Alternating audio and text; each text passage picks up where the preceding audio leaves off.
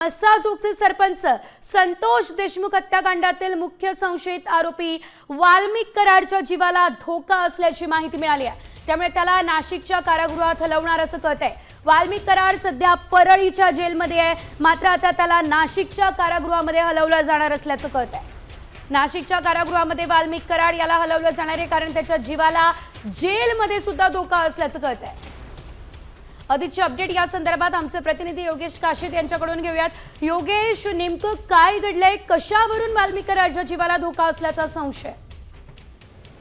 नक्कीच संतोष देशमुख हत्या प्रकरणातील मुख्य सूत्रधार वाल्मिक कराड सध्याला बीडच्या जिल्हा कारागृहामध्ये असून या जिल्हा कारागृहामध्ये आरोपी वाल्मिक कराडच्या जीवाला धोका असल्याची माहिती सूत्रांनी दिलेली आहे। ही माहिती समोर आलेली आहे। याच प्रकरणी आता वाल्मिक कराडला बीडच्या जिल्हा कारागृहाऐवजी आता नाशिकच्या जिल्हा कारागृहात हलवण्यात येणार आहे।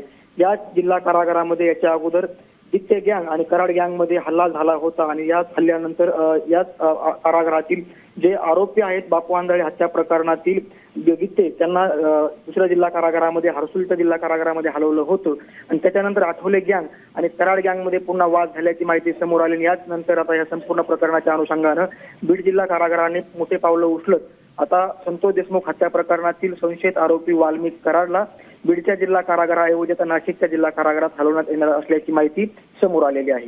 निश्चितच धन्यवाद योगेश दिलेल्या सर्व सविस्तर अपडेट्ससाठी। एकंदरीत आपण जर बघितलं तर नाशिक कारागृहामध्ये आता वाल्मिक कराडला हलवलं जाणार आहे आणि त्यामुळे आता वाल्मिक कराडच्या जीवाला धोका असल्याने या हालचाली कारागृहामध्ये सुरू झालेल्या आहेत। आता isakal.com आहे देशातील नंबर 1 ची मराठी न्यूज वेबसाईट।